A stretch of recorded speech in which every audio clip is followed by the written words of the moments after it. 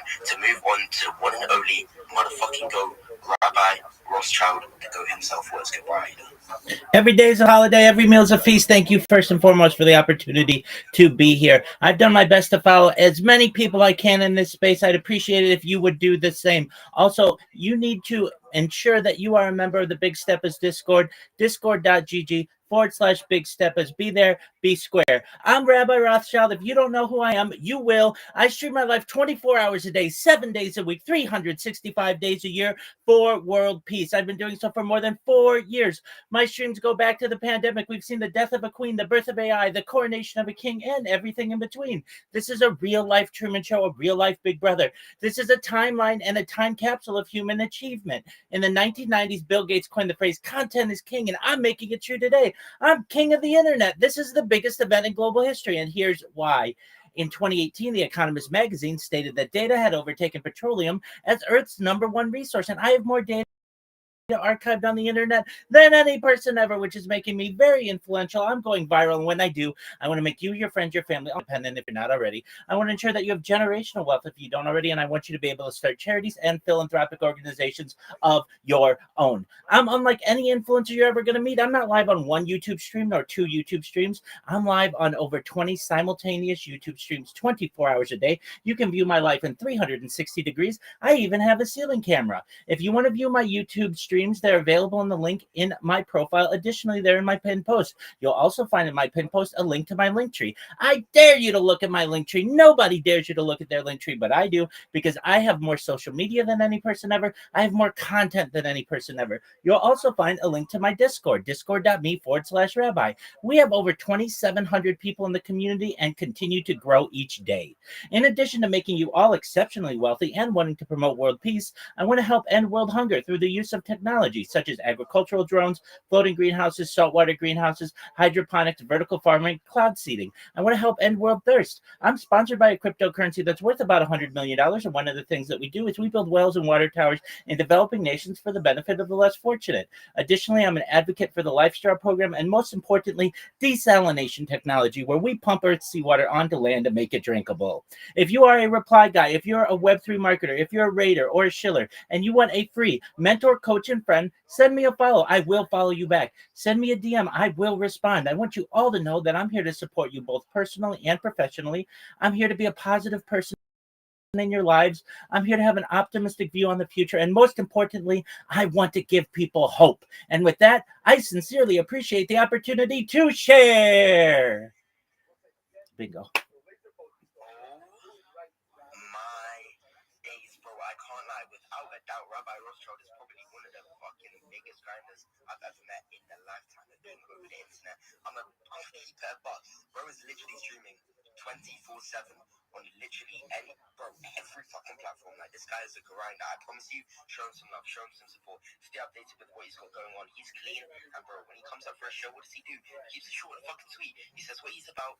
He says it perfectly. He doesn't mess up, bro. That kind of proof is in the pudding. He generally does be speaking 24/7, streaming 24/7.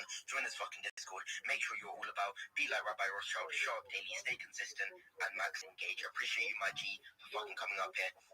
Every single chat in the space right now, go ahead and drop my G a follow. And now it's time to move on, bro. Every single person, max engaged to my tweet up on the Drummatron, max engaged to Texas tweet up on the Drummatron. I'm doing shout outs to people who do so very soon. And we are nearly at 300 likes. We're 1 like away from 300. So go to the space tweet, drop a like.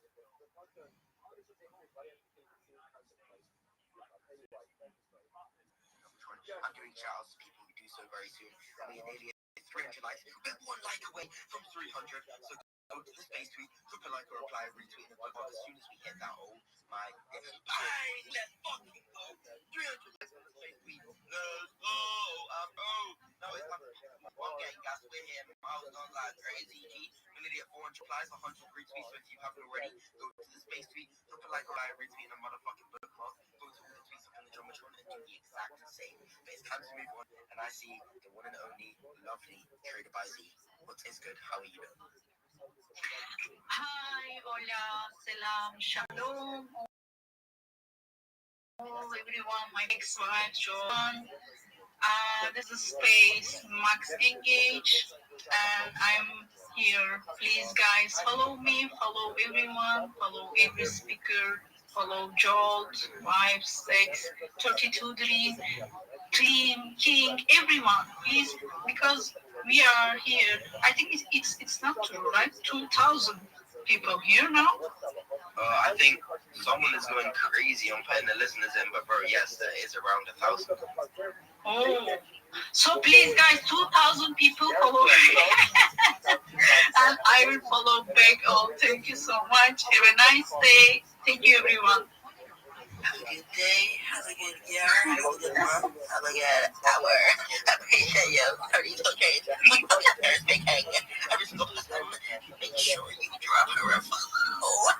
There's 2,000 people in here that bro got the 2,000 followers. Bro, every fucking person in this space, if you guys are locked in, bro, do what has to be done. Follow Trader by Z, follow the listeners, follow the speakers, people know what has to be done in order to be a winner. And bro, it's time to move on. It's time to stay locked in. It's time to fucking grind. Appreciate everybody that's here. You guys are making this happen. You guys are making the stage popping like crazy. And guess what? We are nearly at 100 retweets and 400 replies. Every single person max engaged to the space tweet right now. And 306 likes. We're nearly at 310. Every single person make us hit that ASAP, ASAP. And bro, as I'm always going to say, max engagement shows some massive love and support to the tweets up on the Jumbotron. My tweet and Tex's tweet, we're pushing the same projects. We're saying buy more, hold more, but is there anything else we need to add, bro? I agree with my G, so everybody show some fucking love, bro. We are here to say buy more, and I'm going to get the word out as much as possible, bro. If he tweets it, I'll fucking tweet it as well, because, bro, he's speaking fucking facts. But it's time to move on. It's time to stay locked in. It's time to do what has to be done, and it is time to speak to some more Chaz. After the next speaker, yes, I promise you, I'll be shouting out some people who are mass engaging. So once the next speaker speaks, what I'm going to advise you to do is get your engagement up, get your fucking Dog, amateurs going crazy. I wasn't expecting to do a show right now. All right, so this is Kapala Boot Camp Day 11. Oh man, I gotta take a shit allegedly. Dog, I'm really disappointed. We talked for an hour on Rabbi Shimon Ben uh,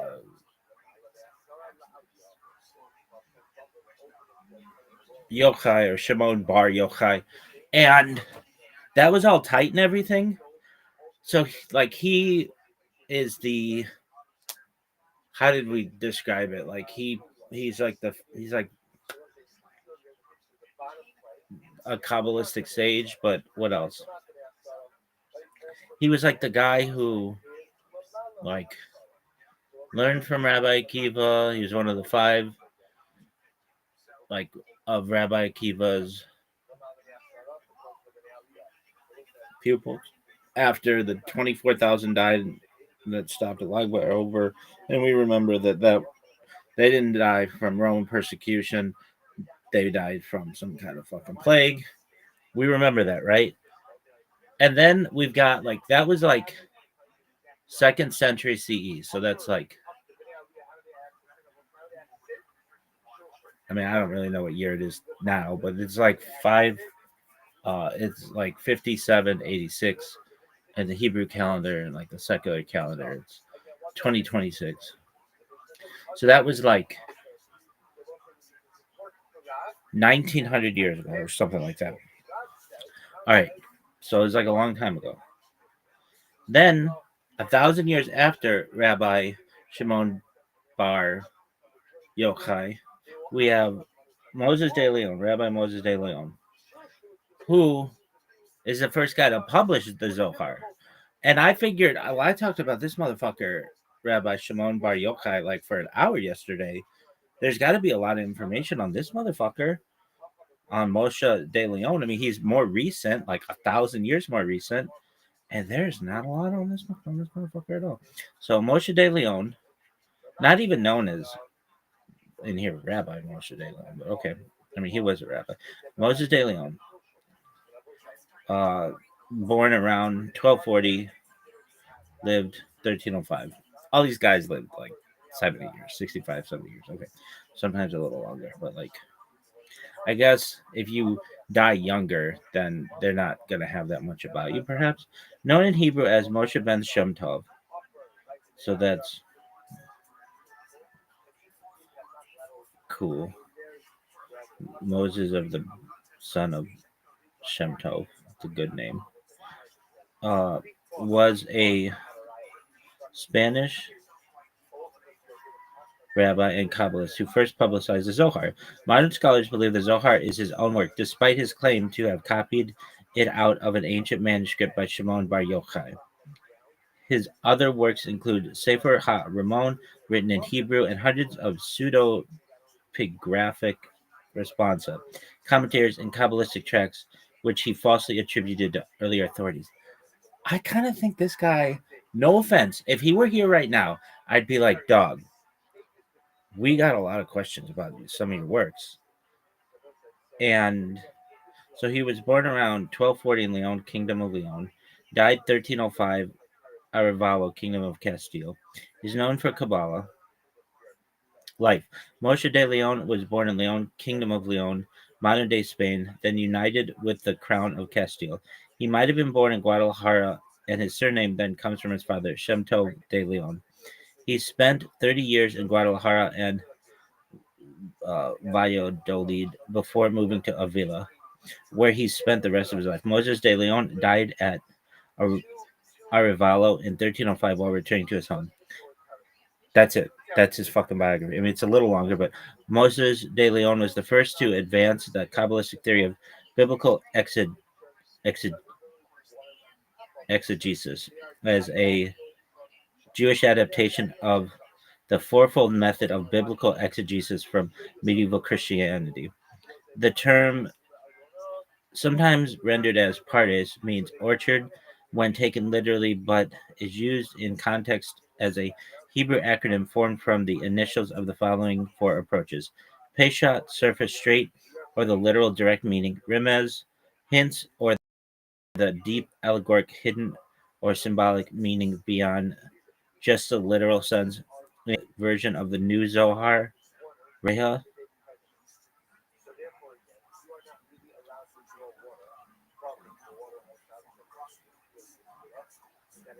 What the fuck is the new Zohar? Okay.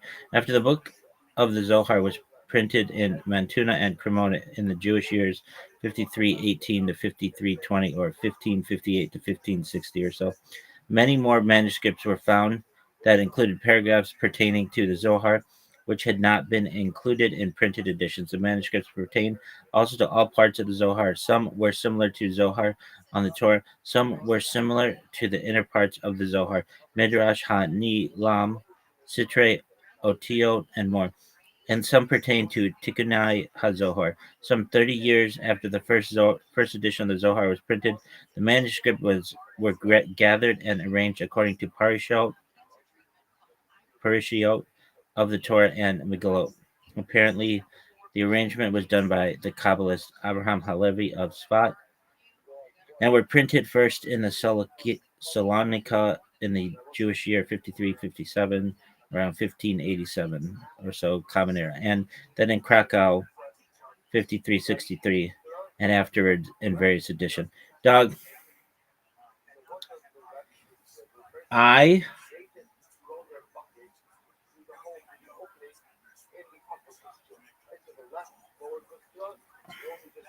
okay.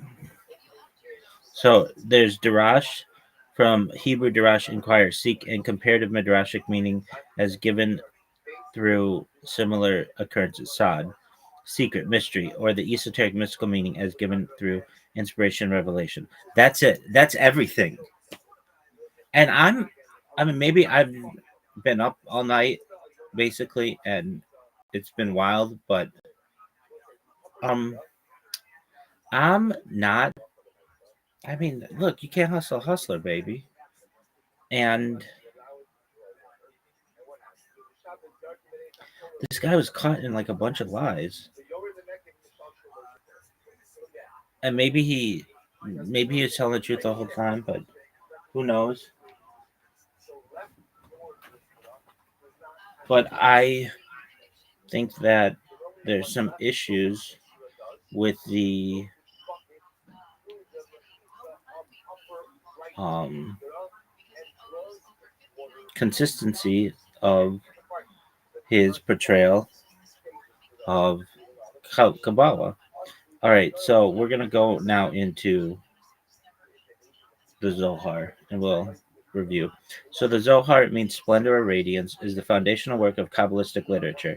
It is a group of books including commentary on the mystical aspects of the Torah and scriptural interpretations, as well as material on mysticism, mystical cosmology, and mystical psychology. The Zohar contains discussions of the nature of God, the origin and structure of the universe, the nature of souls, redemption, and relationship of ego, of darkness and true self to the light of God. So the Zohar was first publicized by Moshe de Leon around 1240 to 1305 Common Era, who claimed it as a Tanaitic work recording the teachings of Simeon Bar Ben Yochai, Shimon Bar Yochai, around the hundreds Common Era. This claim is universally rejected by modern scholars, most of whom believe De Leon was also an infamous forger of Geonic material, wrote the book himself between 1280 and 1286.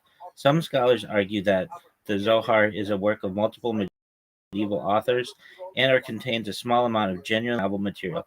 Later additions to the Zohar, including Tikkun HaZohar and Raya Mehaimana, were composed by a 14th century imitator. So it's like Kabbalah is, for lack of sounding offensive, like built on a throne of lies. And maybe I'm wrong, but Zoharic Aramaic, according to Gershom Scholem and other modern scholars, Zoharic Aramaic is an artificial dialect largely based on a linguistic fusion of the Babylonian Talmud and Targum Onkelos, but confused by De Leon's simple and imperfect grammar, his limited vocabulary, and his reliance on loanwords, including from contemporaneous medieval languages. The author further confused the text with occasional strings of Aramaic seeming gibberish in order to give the impression of obscure knowledge. Like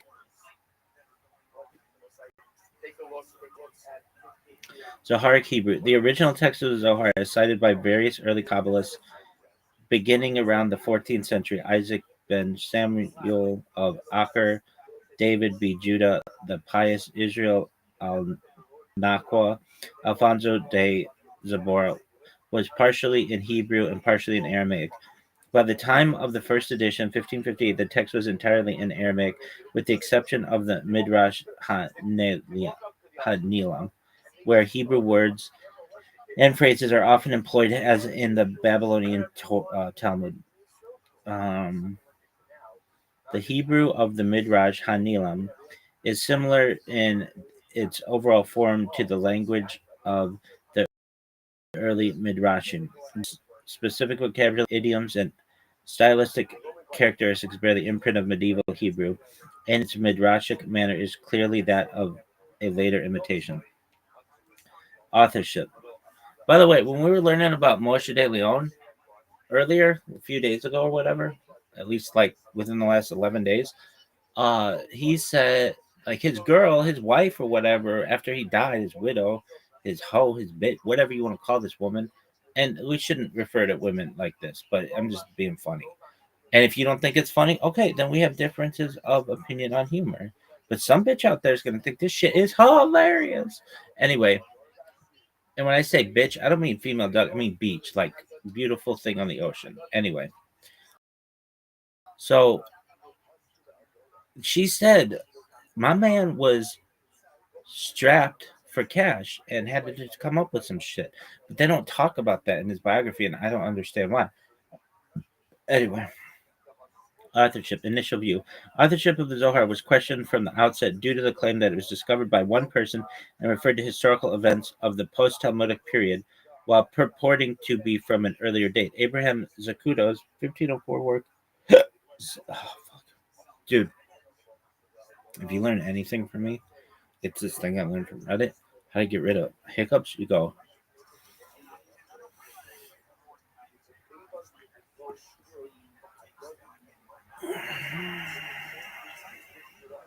Breathe in through your nose slowly. Swallow twice. Exhale through your. Oh, I should exhale through my mouth. Anyway, okay, so you breathe in through your nose.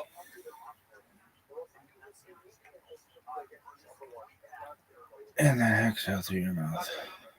I think that's it. Anyway, it works like a fucking charm. All right, Abraham Zakudos, 1504 work, The Sefer Yehusin, first printed in 1566. Quotes from the Kabbalist Isaac ben Samuel of Acker's 13th century memoir, Divrei Hayamim Lost, which claims that the widow and daughter of De Leon revealed that he had written it himself and only ascribed the authorship to Simeon ben Yochai for personal profit. And Isaac went to Spain to investigate how it happened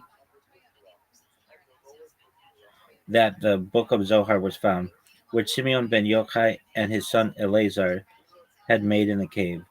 And some say that De Leon forged it among his forgeries.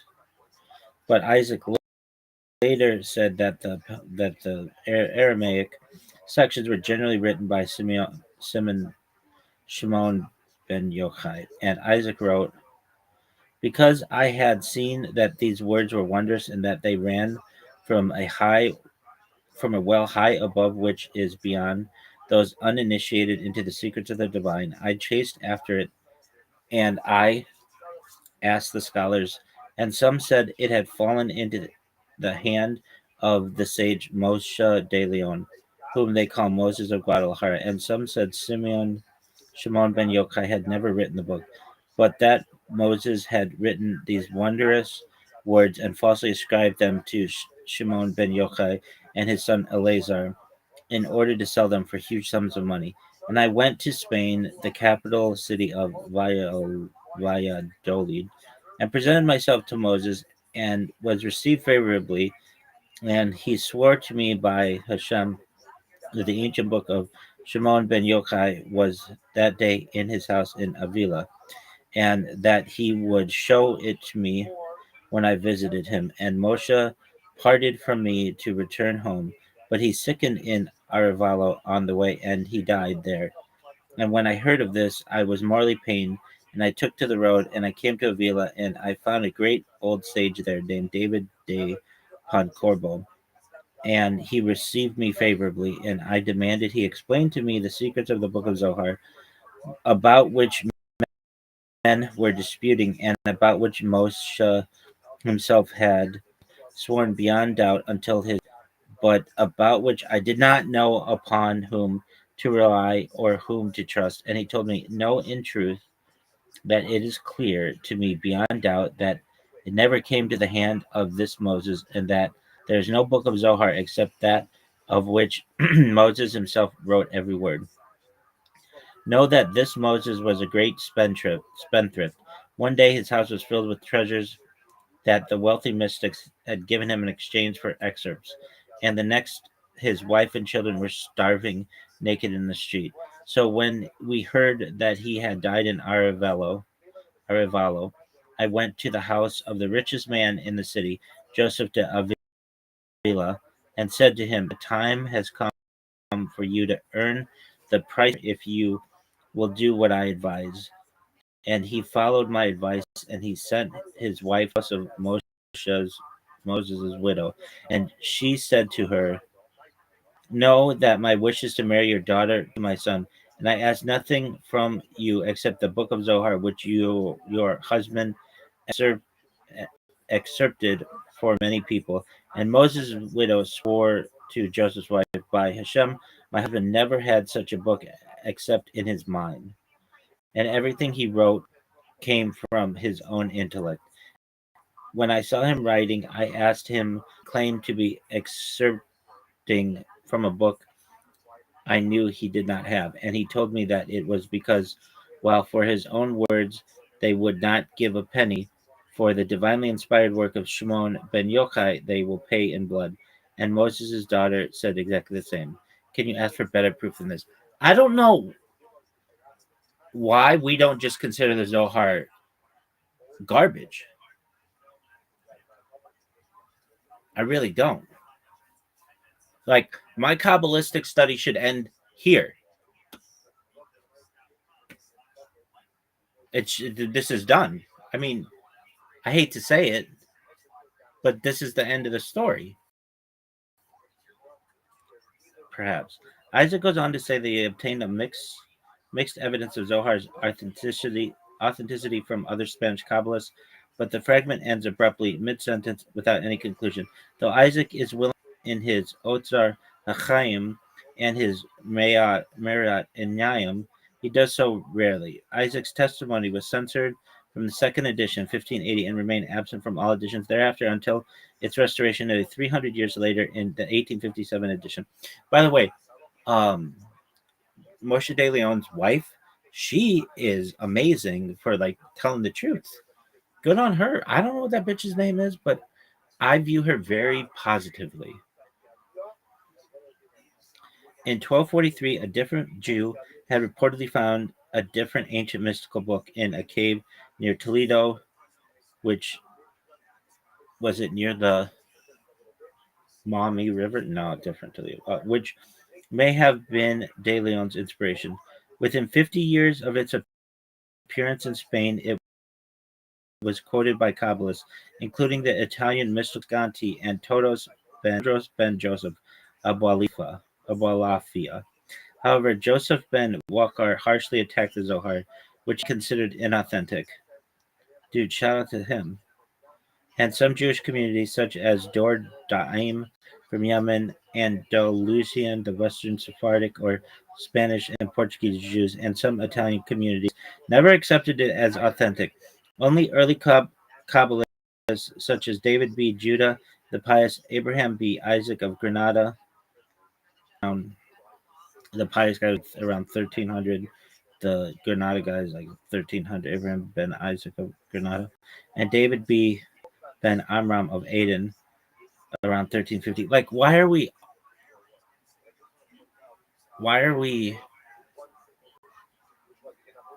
abbreviating Ben with B?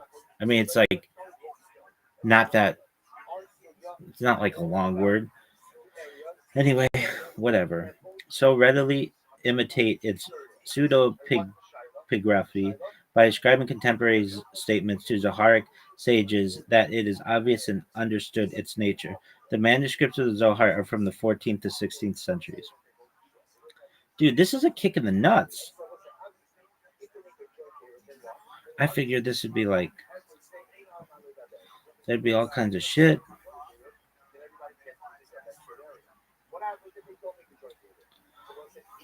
Like, it's like, I don't know. By the 15th century, the Zohar's authority in the Iberian Jewish community was such that Joseph ibn Shem Tov drew arguments from it in his attacks against Rambam. Let's see, Joseph ibn Shem Tov drew arguments from it in his attacks against Rambam, and even representatives of non-mystical Jewish thought began to assert its sacredness and invoke its authority in decision of some ritual questions. In Jacobs's and Broid's, they were attracted to its glorification of man, its doctrine of immortality, and its ethical principles, which they saw as more keeping in the spirit of Talmudic Judaism than are those taught by the philosophers, and which was held in contrast to the view of Maimonides and his followers, who regarded man as a fragment of the universe whose immortality is dependent upon the degree of development of his active intellect. The Zohar instead declared man to be like important, super important, like the creator of creation, whose immortality is solely dependent upon his morality. Conversely, Ella de Medigo from 1458 around to 1493, in his Behinat Ha-Dat, endeavored to show that the Zohar could not be attributed to Simeon ben Yochai by a number of arguments. He claims that if it were his work, the Zohar would have been mentioned by the Talmud. Good point. As has been the case with other works of the Talmudic period, he claims that had Ben Yochai known by divine revelation the hidden meaning of the precepts, his decisions on Jewish law from the Talmudic period would have been adopted by the Talmud, and it would not contain the names of rabbis who lived at a later period than that of Ben Yochai.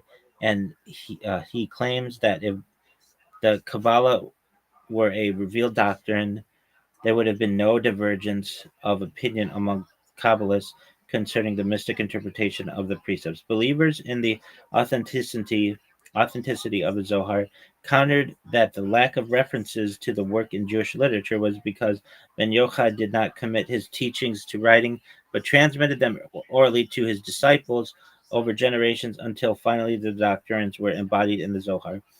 They found it unsurprising that Ben Yochai would have foretold future happenings or made references to historical events of the post Talmudic period. By the late 16th century, the Zohar was present in 1/10 of all private Jewish libraries in Mantua. The authenticity of the Zohar was accepted by such 16th century Jewish luminaries as Joseph Caro, who died 1575, Common Era, and Solomon Luria, who died 1574, the Common Era, who wrote nonetheless that Jewish law does not follow the Zohar when it is contradicted by the Babylonian Talmud. I mean, that's just their opinion. It's like, I don't know. I'm unimpressed with Zohar thus far. Luria writes that the Zohar cannot even override a minhag. Moses uh, is errorless, died in 1572. Common Era writes that he heard that the author of the Zohar is Ben Yochai. Elijah Levita died 1559, did not believe in its antiquity, nor did Joseph Scaliger 1609 or Louis Capel 1658. The Scaliger guy died in 1609, or Johannes Drusius died in 1616. David ibn Abi Zimra, who died in 1573, held that one can follow the Zohar only when it does not conflict with any other source, and records that you asked me about scribes modifying Torah scrolls to accord with the Zohar, and I was shocked, for how can they consider the Zohar better than the Talmud Bavli, when which has come down to us? So I went myself to the house of the scribe, and I found three scrolls which had been edited, and I fixed them and restored the Torah to its proper glory. So they were actually, oh wow. Okay. Enlightenment period.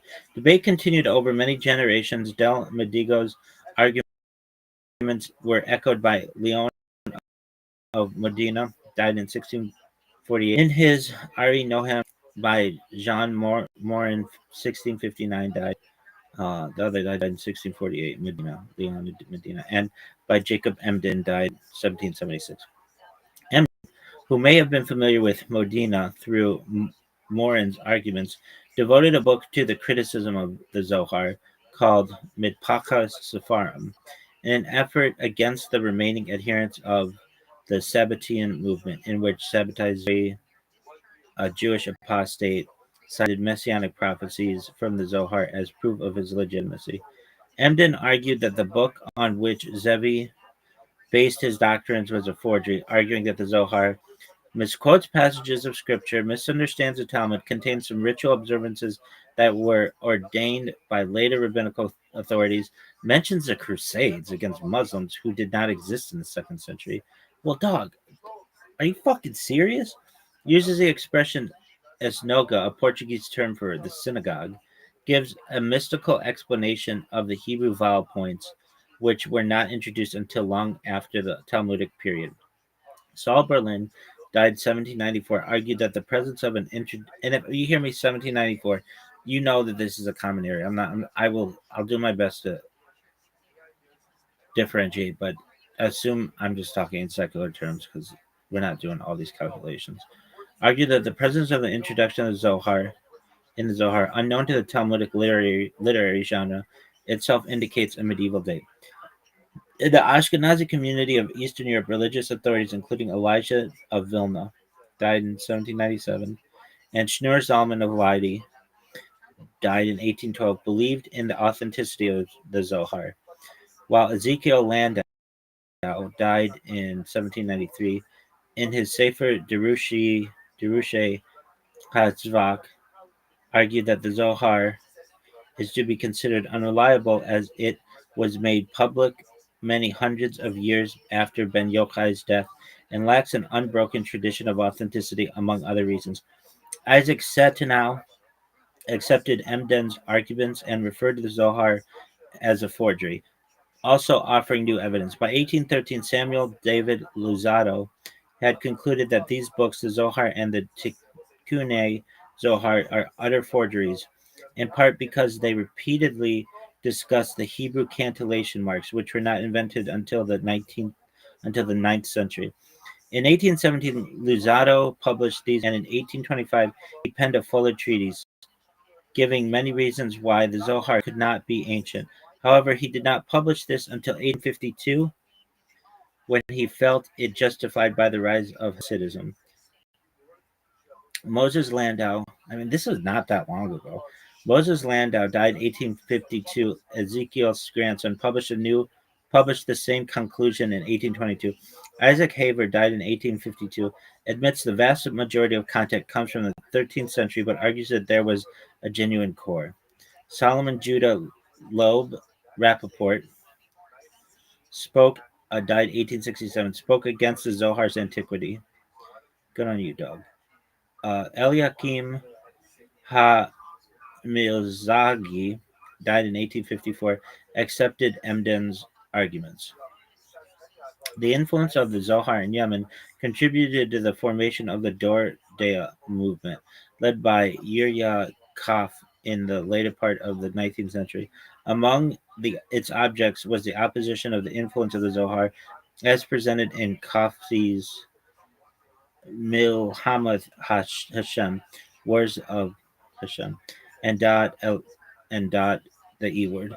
Okay, Shlomo Zalman Geiger died in 1878 in the book Divrei Kehilot on the liturgical practice of Frankfurt am Main records that we do not say Rich Shmai in Frankfurt because the source is in the Zohar, and the sages of Frankfurt refused to accept Kabbalah. I hate to say it, but that's okay. Modern religious views. In 1892, Adolf Neubauer called on the Orthodox rabbinate to reject the Zohar as a forgery and to remove Zoharic prayers from the liturgy. Dude, shout out to Adolf Neubauer. However, Yechiel Michael Epstein died in 1908, and Yisrael Meyer Kagan, oh, no way, died in 1930. Both believe the authenticity of the Zohar. If you don't know who Yisrael Meyer Kagan is, you should. He is the Chafetz Chaim, and that might not have been a smart move. Both believe in the authenticity of the Zohar, as did Menachem Mendel Kasher, died in 1983. Aryeh Kaplan died in 1983. David Luria died in 1855. And Chaim Kanevsky died in 2022. Oh, yeah, I remember this motherfucker. Yeah, but the foremost halakhic authority of the 20th century, Moshe Feinstein, stated unequivocally that the Zohar and Tikkunim are words of the Tanaim. Are words of the Tanaim. Dog. Moshe Feinstein? Come on, dog. Aryeh Carmel died in 2006, did not, and Eliyahu Dessler, 1953, accepted the possibility that it was composed in the 13th century.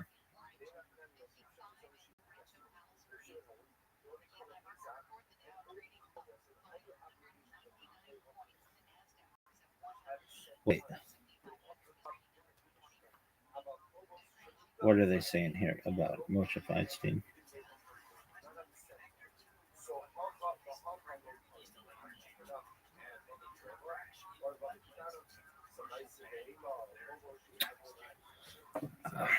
I mean,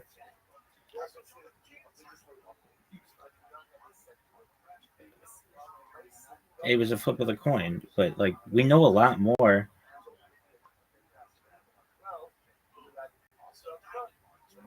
today. And Moshe Feinstein died in 1986, and we know a lot more today than he knew.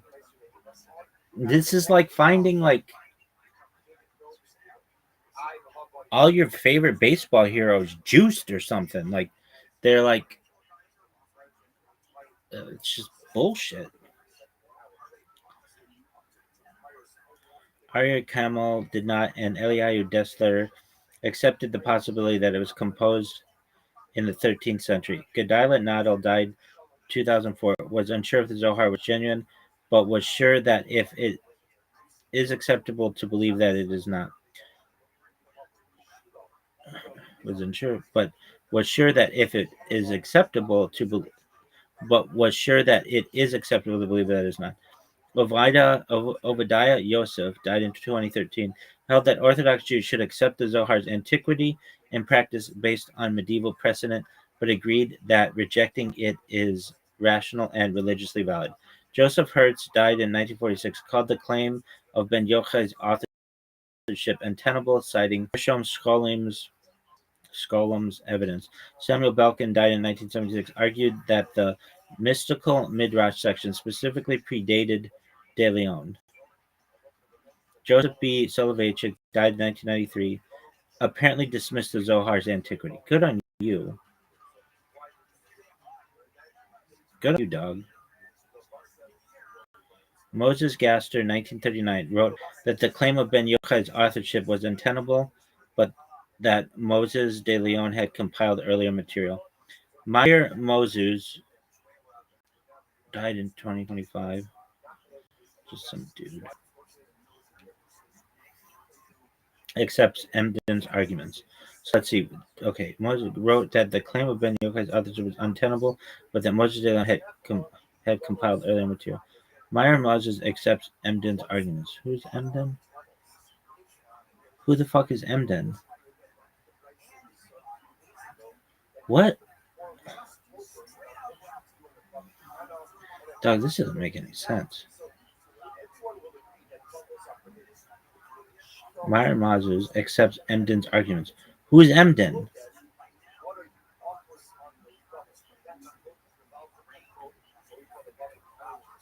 This isn't written correctly. Yeshayahu Leibowitz wrote 1990 that Moses de Leon composed the Zohar in the 1270s as certainly as Theodor Herzl composed Der Judenstaat in the 1890s. The Zohar was influential because in every generation the idolatrous influence outpowers the true faith.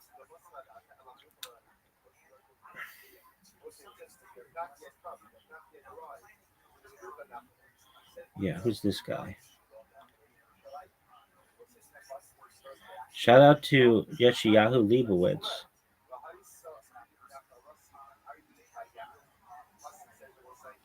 He knew what it was up. All right, modern critical views. Early attempts included M.H. Landauer's Vorla Figure, Bericht über Main, and Deckung in Ansehung des Sohar, 1945, which fingered Abraham Abuelafia as the author and Samuel David Lazaro's, but 1852. The Zohar thing was the 1845. But the first systematic and critical academic proof of the authorship of Moses de Leon was given by Adolf Jelinek in his 1851 monograph, Moses ben Shem Tov de Leon und sein Verhaltnis zum Zohar. Jelinek's proofs, which combine previous analyses of Isaac of Acker's testimony in comparison of the Zohar to De Leon's Hebrew works, were accepted by every other major scholar in the field, including Heinrich Graetz, History of the Jews, Volume 7, Moritz Steinschneider, Berhard Beer, Leopold Zons, and Christian David Ginsburg. Who the fuck names their kid Christian? All right. I mean, unless you're, as a Jew. Ginsburg summarized Jelinek's, Graetz's, and other scholars' proofs for the English reading world in 1865, also including several novel proofs, including that the Zohar includes a translation of a poem by Solomon ibn Gabriel, 1058, and includes a mystical explanation of the mezuzah style only introduced in the 13th century. Adolf Neubauer and Samuel Rollis Driver were convinced of these arguments, but Edward Bouverie pussy, ayo, held to a Tanaitic date. By 1913, the critical view had apparently lost some support. Israel Abrahams calls the Zons, like greats, had little patience with the Zohar. At this date, we are much more inclined to treat Kabbalah with respect. Gershom Scholem, who was to found modern academic study of Kabbalah, began his career at the Hebrew University of Jerusalem in 1925 with a lecture in which he promised to refute Greats and Jelinek. However, after years of research, he came to conclusions similar to theirs by 1938. Good job, Gershom Scholem, for like the greatest thing. One of the greatest things you can do is admit you were wrong. Okay, so however, after years of research, he came to conclusions similar to theirs by 1938 when he argued again that De Leon was the most likely author. Sholem noted that Zohar's frequent errors in Aramaic grammar, its suspicious traces of Arabic and Spanish words and sentence patterns, and its lack of knowledge of the land of Israel, among other proofs.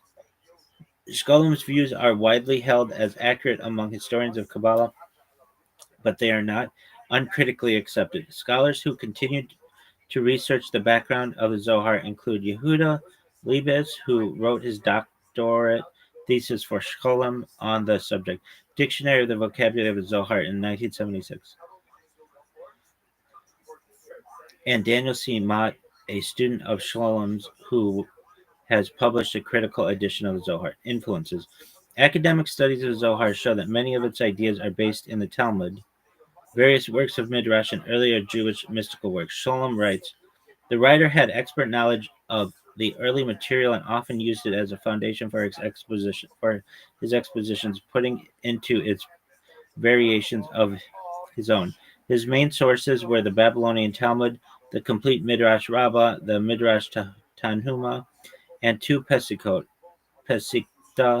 de Rab Kahana on Pesikta Rabadi, the Midrash on Psalms, the Pirkei de Rabbi Eliezer, and the Targum on Kelos. Generally speaking, they are not quoted exactly, but treated into the peculiar style of the Zohar and summarized. Less use is made in the Halakhic Midrashim, the Jerusalem Talmud, and the Targums, nor of the Midrashim like the Agadat, Shur HaShririm, the Midrash on Proverbs, and the Alphabet de Rabbi Akiva. It is not clear whether the author used the Yalkut Simeoni or whether he knew sources of its Agada separately. Of the smaller Midrashim, he used the Haikalot Rabadi, the Alphabet de Ben Sira, and Sefer Zerubbabel, the Barata de Masa'a Parishit, and many others. At the same time, Sholem says the author invented a number of fictitious works that the Zohar supposedly quotes.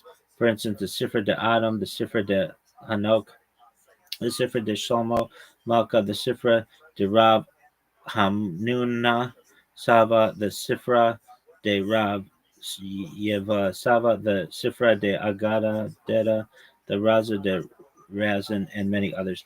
The Zohar also draws from Bible commentaries written by medieval rabbis, including Rashi, Abraham ibn Ezra, David Kimhi, and even authorities as late as Nachmanides and Maimonides, and earlier mystical texts such as Sefer Yetzirah and Bahar, and the medieval writings of Hasidiyei Ashkenaz. Almost another influence that Shkolhem and scholars like Yehuda Leibes and Ronit Merzos have identified was a circle of Spanish Kabbalists in Castile who dealt with the appearance of an evil side emanating from within the world of Sephiroth. Skolem saw this dualism of good and evil within the Godhead as a kind of Gnostic inclination of Kabbalah and as a predecessor of Sitra Ahara, the other evil side, in Zohar. The main text of the Castile Circle, the Treatise of Left Emanation, was written by Jacob Cohen around 1265.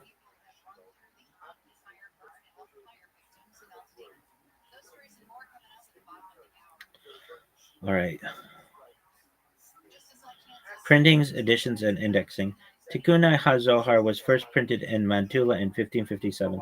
The main body of the Zohar was printed in Cremona in 1558, a one-volume edition,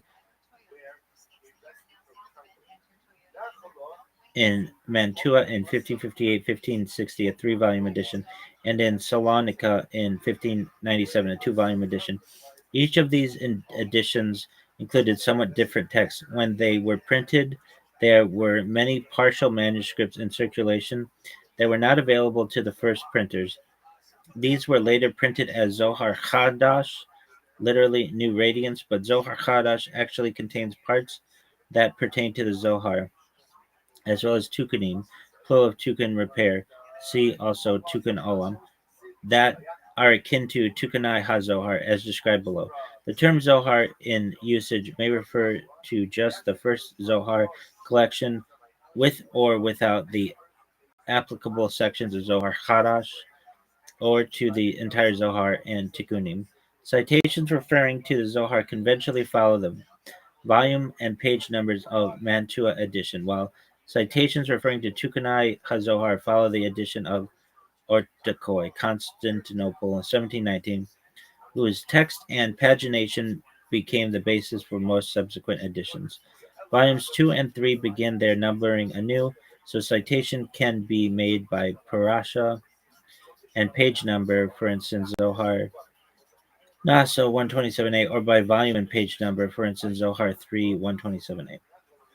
The new Zohar, we talked about this. After the book of Zohar was printed in Mantua and in Cremona in the Jewish years 5318 through 1558, around 1560, many more manuscripts were found that included paragraphs pertaining to the Zohar, which had not been included in printed editions. The manuscripts pertained also to all parts of the Zohar. Some were similar to the Zohar on the Torah, some were similar to the inner parts of the Zohar, Midrash HaNilam, Sitrei Otiot, and many and more. And some pertain to Tukanai HaZohar. Some 30 years after the first edition of the Zohar was printed, the manuscripts were gathered and arranged according to the parashiot of the Torah and the Megillot. Apparently, the arrangement was done by the Kabbalist Abraham Halevi of Zvat, and were printed first in Salonika in Jewish year 5357, 1587 Common Era, and then in Krakow 5363, and afterwards in various editions.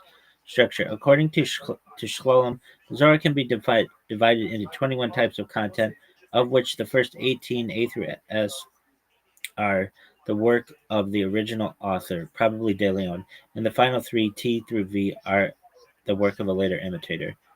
So, A, Untitled Torah Commentary, a bulky part which is wholly comprised of discursive commentaries on various passages from the Torah. B, Book of Concealment, a short part of only 6 pages containing a commentary on the first 6 chapters of Genesis. It is highly oracular and obscure, citing no authorities and explaining nothing. C, Greater Assembly. This part contains an explanation of the oracular hints in the previous section. Ben Yochai's friends gathered together to discuss secrets of Kabbalah. After the opening of the discussion by Ben Yochai, the sages rise one after another and lecture on the secret of divinity, while Ben Yochai adds to and responds to their words. The sages become steadily more ecstatic until 3 of them die. Shkolem calls this part architecturally perfect. Lesser Assembly D. Ben Yochai dies, and a speech is quoted in which he explains. E. Assembly of the Tabernacle. This part has the same structure as C, but discusses instead the mysticism of prayer. F. Palaces. 7 palaces of light are described, which are perceived by the devout in death. The description appears again in another passage, heavily embellished. G. Secretum Secretorum, an anonymous discourse in physiognomy, and a discourse on chiromancy by Ben Yochai. What does that mean? Physiognomy is a face reading. Face reading. Okay. Is the practice of assessing a person's character and personality from their outer appearance, especially their face. The term physiognomy can also refer to general appearance of a person, object, or terrain without reference to implied characteristics, as in the physiognomy of an individual plant. Okay, chiromancy, also known as palmistry, is the pseudoscientific practice of fortune telling through the study of the palm, also known as palm reading, chiromancy, chirology, or chirology. The practice is found all over the world with numerous cultural variations. Those who practice palmistry are generally called palmists, hand readers, hand analysis, or chirologists. Okay. Old man, an elaborate narratives about a speech by an old Kabbalist, that was H. I. Child, a story of a prodigy and his Kabbalistic speech. K. I. J. There's no, oh, because J wasn't like available as a letter. K. Head of the Academy. A partist narrative in which the head of the Celestial Academy reveals secrets about the destinies of the soul. L. Secrets of Torah, allegorical and mystical interpretations of Torah passages and Mishnahs, imitations of Mishnaic style designed to introduce longer commentaries in the style of the Talmud, and Zohar to the Song of Songs, Kabbalistic commentary to the Song of Songs. O. Standard of measure, profound interpretation of Deuteronomy 6:4. P. Secrets of letters, monologue by Ben Yochai on the letters in the names of God and their use in creation. Q. Commentary to the Merkabah. R. Mystical Midrash, a Kabbalistic commentary on the Torah, citing a wide variety of Talmudic sages. According to Ramaz, it is fit to be called Midrash HaNilam because its topic is mostly of neshama, an upper level of the soul, an upper level of soul, the source of which is Berea, which is the place of the upper Gan Eden, and is written in the Pardes that Drash is in Beriah. And revealed Midrash is the secret of externality, and Midrash Hanilam is the secret of internality, which is the neshama, the secret of internality, which is the neshama. And this Derish is founded on the neshama. Its name befits it, Midrash HaNilam. The language of Midrash HaNilam is sometimes Hebrew, sometimes Aramaic, and sometimes both mixed. Unlike the body of the Zohar, its drashot are short and not long. Also, the topics it discusses, the work of creation, the nature of the soul, the days of Mashiach, and Olam Haba, are not of the type found in the Zohar, which are the nature of God, the emanation of worlds, the forces of evil, and more. Mystic Midrash on Ruth, a commentary on the book of Ruth in the same style. That was S. T is Faithful Shepherd, by far the largest book included in the Zohar. This is a Kabbalistic commentary on Moshe Rabbeinu's teachings, revealed to Ben Yochai and his friend Moshe Cordovero, said, know that this book, which is called Ra'aya Mahimna, which Ben Yochai made with the Zadikim,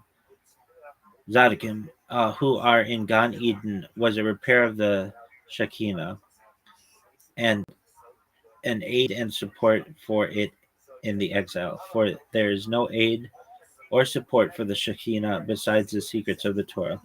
And everything that he says here of the secrets and concepts is all with the intention and unifying with the intention of unifying the Shekinah and aiding it during exile.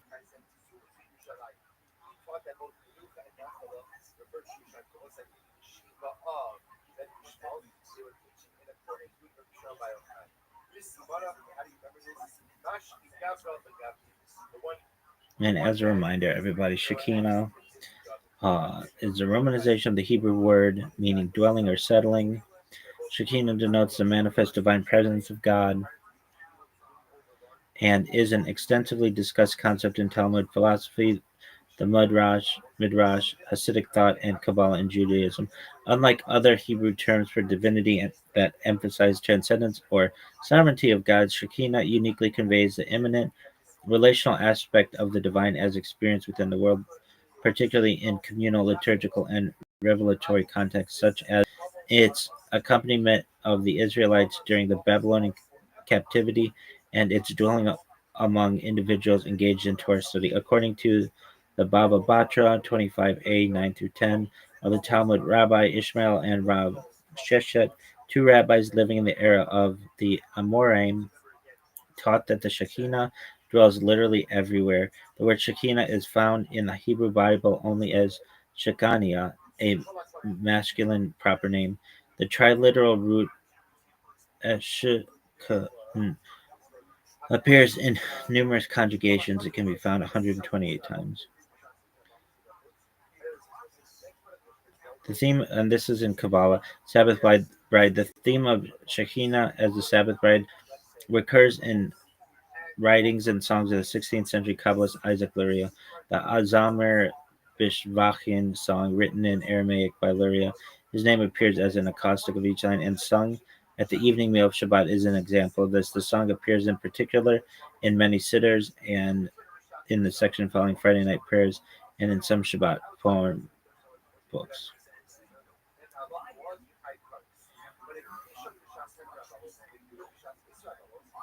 Let us invite the Shekinah with a newly laid table and with a well lit menorah that casts light on all heads, 3 preceding days to the right, 3 succeeding days to the left, and amid them the Sabbath bride.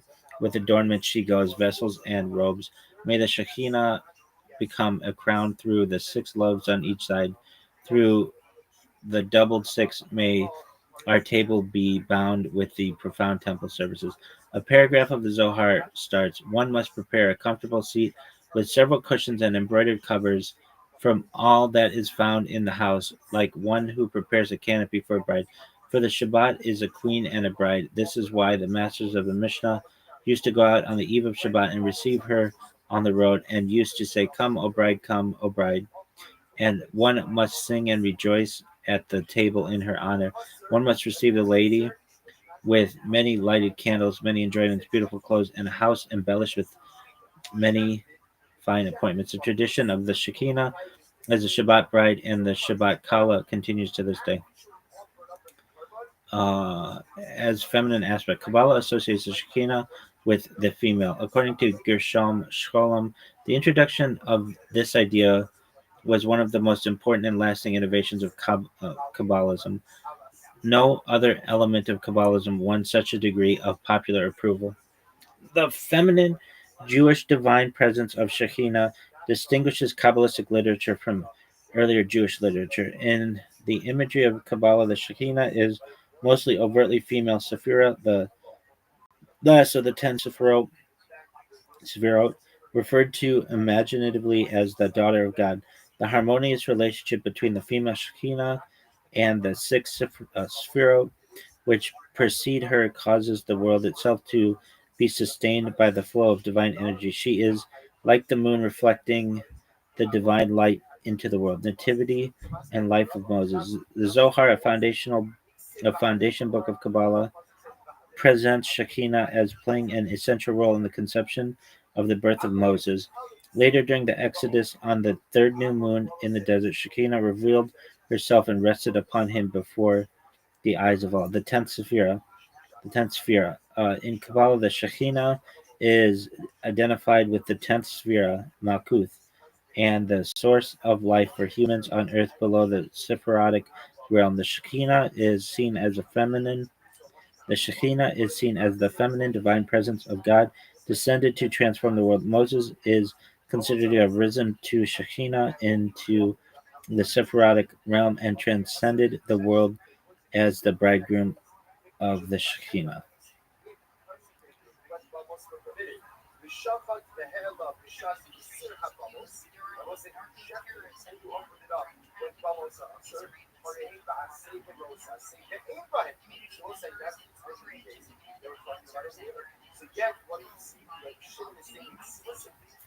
Well, this whole motherfucking thing is unwrapping quickly, folks.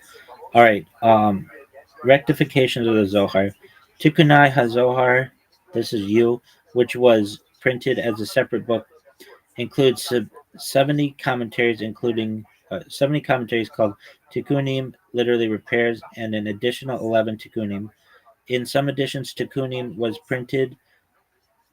Uh, in some editions, Tikkunim are printed that were already printed in the Zohar Chadash, which in their content and style also pertain to Tikkunai HaZohar.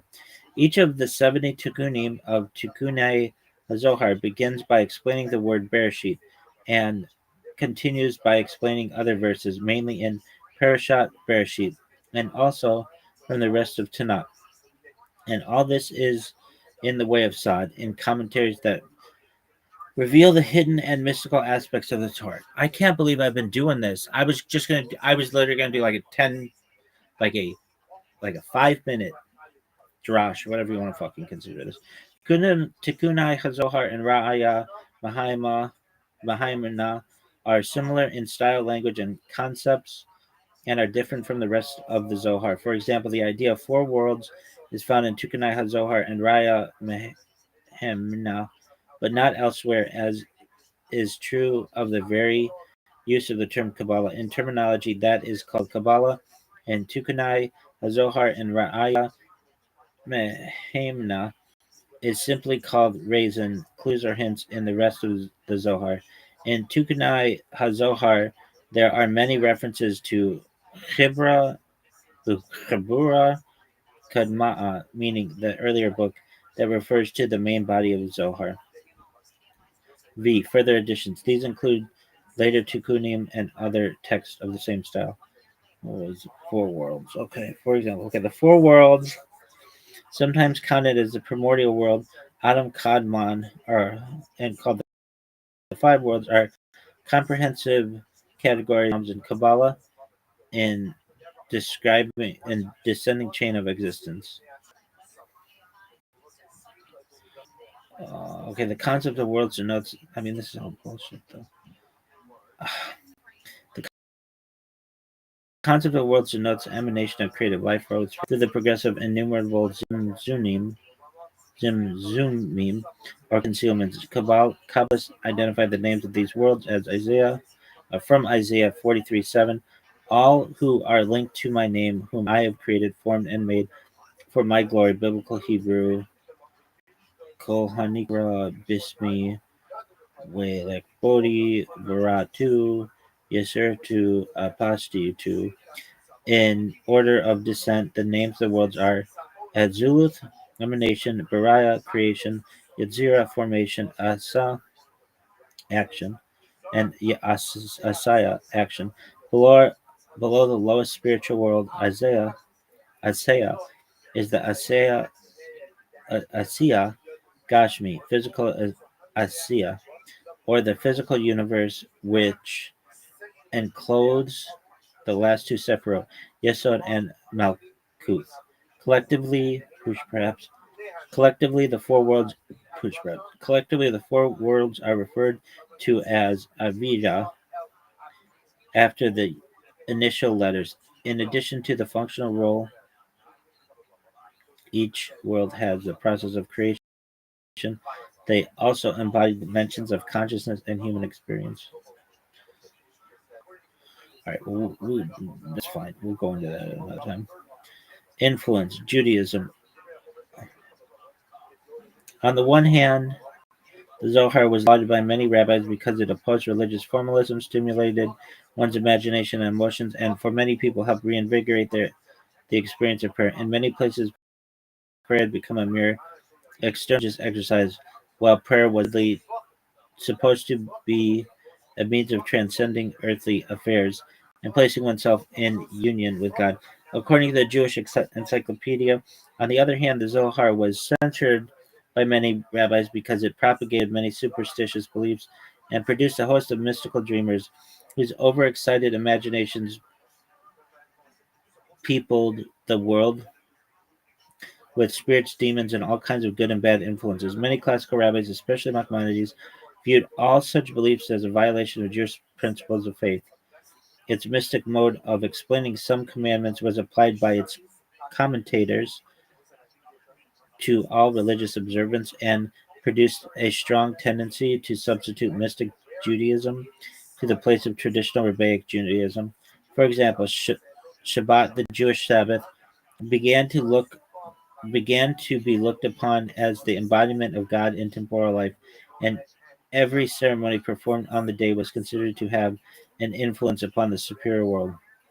Elements of the Zohar crept into the liturgy of the 16th and 17th centuries, and the religious poets not only used the allegorism and symbolism of the Zohar in their compositions, but even adapted its style. For instance, the use of erotic terminology to illustrate the relations between man and God. Thus, in the language of some Jewish poets, the beloved one's curls indicate the mysteries of Hashem. Sensuous pleasures and especially intoxication typify the highest degree of divine love as ecstatic contemplation, while the wine room represents merely the state through which the human qualities merge or are exalted into those of God. The Zohar is credited with popularizing De Leon's Partis codification of biblical exegesis. Exegesis. Exegesis. Uh, all right. So, another mysticism to like other religions, according to the Jewish Encyclopedia, the enthusiasm felt for the Zohar was shared by many other scholars, non-Jews, such as Giovanni Pico della Mirandola, Johann Rachlin, Agadius of Württemberg, etc., all of whom believed that the book contained proofs of the truth of other stuff. They were led to this belief by the existing between some of the teachings of the Zohar and certain other dogmas, such as the fall and redemption of man and the dogma of other stuff, which seems to be expressed in the Zohar in the following terms. The Ancient of Days was three heads. He reveals himself in three archetypes, all three forming but one. He is symbolized in the number three, all that three shit, whatever. He is thus symbolized in the number three. They are revealed in another. These are first secret, hidden wisdom, above that the holy ancient one, and above him the unknowable one. None knows what he contains. He is above all conception. He is therefore calling the man non-existing Ayin. Zohar 3, 288b. According to the Jewish Encyclopedia, this and other similar doctrines found in the Zohar are now known to be much older than other doctrines, but the other doctrine scholars who were led by the similarity of these teachings to certain other dogmas deemed it their duty to propagate the Zohar. Commentaries. The first known commentary on the book of Zohar, Kitim Paz, was written by Simeon Lavi of Libya. Why didn't they put the fucking his years? Because he was 1486 to 1585. Another important and influential commentary on Zohar 22, volume or Yakar, was written by Moshe Cordovero of Sfat Kabbalistic school in the 16th century. The Vilna Gaon authored a commentary on the Zohar. Zvi Hirsch of Zidikho wrote a commentary on the Zohar entitled Atere Zvi. A major commentary on the Zohar is the Sulam, written by Yehuda Ashlag. A full translation of the Zohar into Hebrew was made by the late Daniel Frisch of Jerusalem under the title Mazok Midvash. English translations are a shitload of them. Okay. Boy. Dog, this is like getting kicked in the nuts virtually. Because I thought this was going to be like this could be the end of our Kabbalistic study. This guy just made this shit up in the 12th century, between the 12th and 13th century or something like that. And that's it. I wish I could tell you like there's some kind of secret. I was looking for some kind of secret. I don't know. Maybe Isaac Lurie has more for us, but it's like I'm not gonna lie to you. Let's look at what the modern like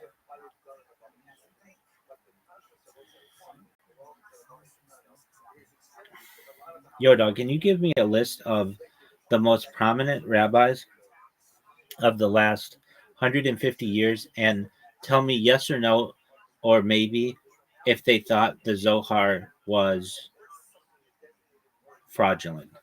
Everybody, including the Lubavitcher Rebbe to Rabbi Moshe Feinstein and everybody else.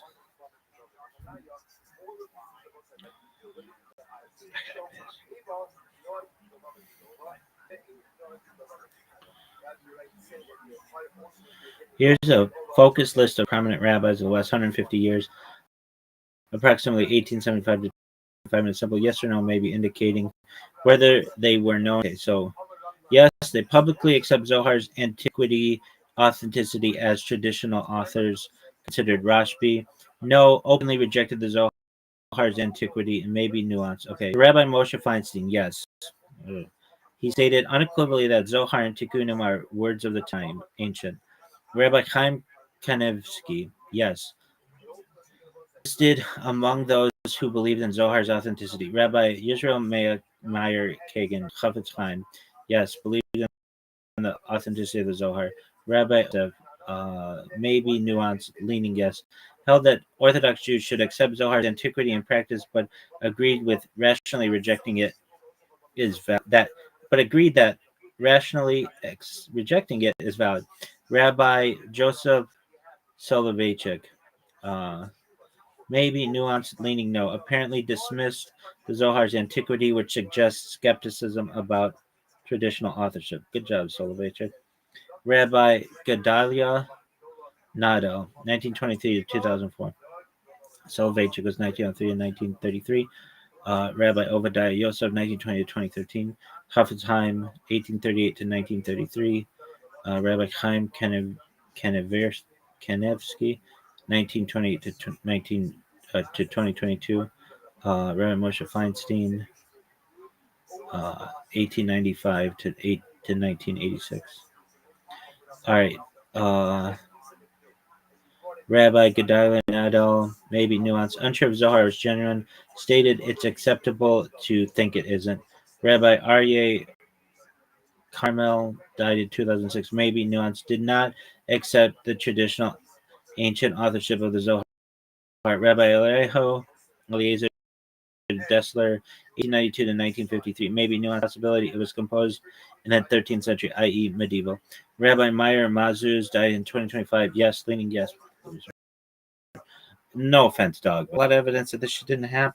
Listed as accepting the Mben's arguments against traditional authorship historically, but sources suggest he leans toward traditional acceptance and practice. Maybe not loser, but come on, get your shit together. Rabbi Yehia Kofi, early to mid 20th century Yemenite chief rabbi. No, good. Specifically argued the Zohar is not authentic and its attribution to Rashbi besmirches him. Good on you, dog. Fucking Yemenites got their shit together. All right, so historical figures, Rabbi Yaakov Emden, no. Historic but influential on modern debate, argued much of Zohar was medieval and not Rashbi's writing. Rabbi Hatam Sofer, okay, the other guy, Emden, was 1697 to 1776. Rabbi Hatam Sofer, 1762 to 1839, no. Denied Zohar's authenticity, defended Emden's position. Academic scholars, for instance, Adolf Neubauer, no. Academic called the rejection of Zohar as forgery, not rabbis in the halakhic sense, but relevant history. They didn't give me the one I wanted.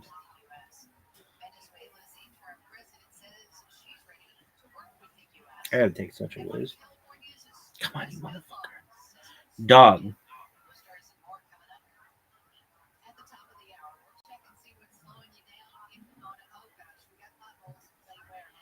Shit sucks.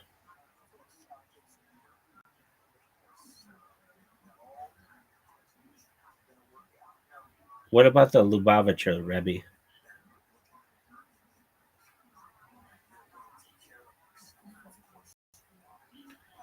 The Lubavitcher Rebbe Clear, unequivocal yes. Bottom line, the Lubavitcher we fully accepted the Zohar as authentic and originating from Rabbi Shimon ben Yochai, not as medieval forgery. There's zero ambiguity in his position. Calm down, dog. The Rebbe treated the Zohar as part of the Torah Shel Ben Pa in mystical dimension. He frequently quoted the Zohar and the Arizal in Sechot, Mamaim, and letters as authoritative sources, not as later speculative text. He explicitly rejected academic claims that the Zohar was written by Rabbi Moshe de Leon. In classical Chabad fashion, he acknowledged that the Zohar may have been redacted or revealed later, but its content and authorship traced back to Rashbi. The view follows earlier Chabad rabbis, after Rebbe, Middler Rabbi, Alter Rebbe, Middler Rabbi, Zemak Zadok, who treated the Zohar as foundational, not optional. All right, so um, one said in summary, the Lubavitcher Rebbe held that the Zohar is an authentic transmission of Rabbi Shimon Bar Yochai revealed later, but not authored in the medieval period, and categorically rejected claims that it is a forgery. I mean, okay, so wouldn't Soloveitchik have disagreed then with the Lubavitcher Rebbe?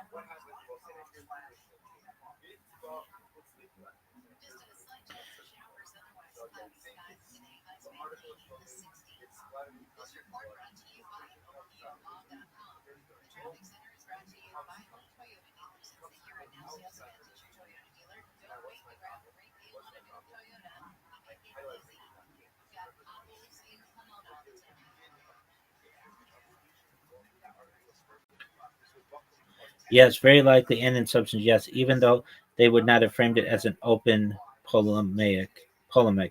Short answer, Rabbi Joseph Soloveitchik and the Lubavitcher Rebbe almost certainly disagreed on the historical authorship of the Zohar, while agreeing on its religious significance within Judaism. How the disagreement actually looks, clean and precise. Lubavitcher Rebbe, the Zohar originates with Rabbi Shimon Bar Yochai, Rashbi, model, revelation, concealment, later redaction. Fuck. Come on, you shitbag.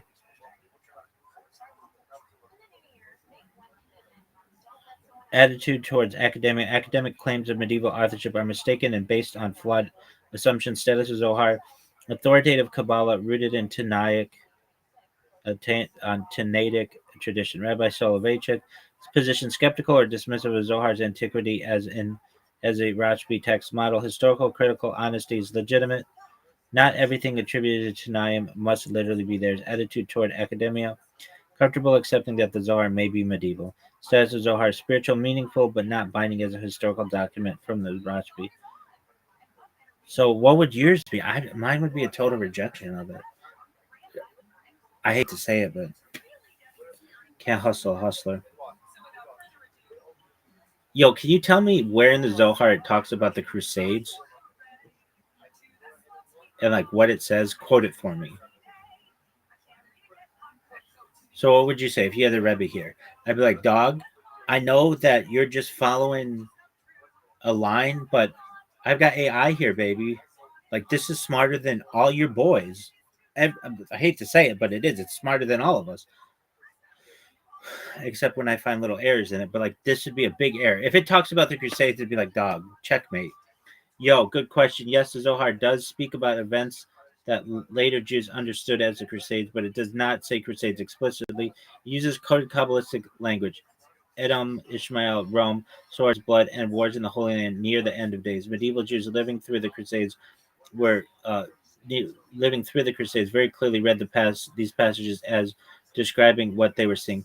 Below are the main Zohar passages with actual quotes and translation, and then a short explanation of how they were understood. So Zohar 1, 119a to 119b, Parashat Lech Lecha, the most famous Crusades passage, text.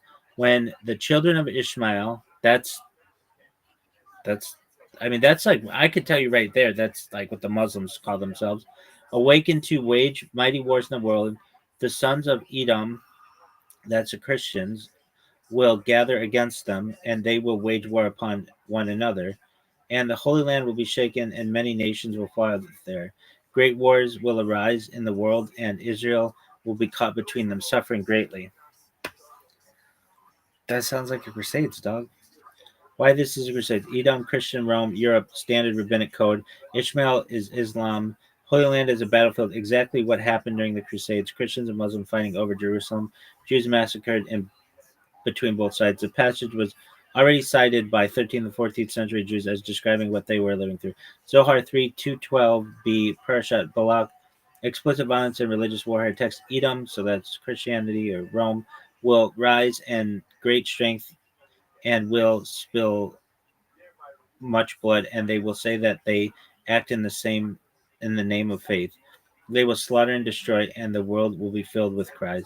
Key phrase: they will say that they will act in the name of the faith. This is why medieval Jews immediately connected this to crusaders who literally marched under crosses shouting, God wills it. Zohar the 116b, 117a, religious violence disguised as holy. Fuck this shit.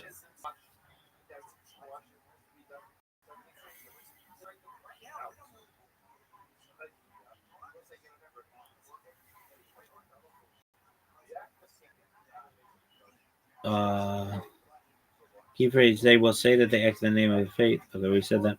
Zohar 1, 116, 117a, religious violence disguises holiness. Text: woe to the world when Edom receives power, for they destroy and kill under the cloak of righteousness.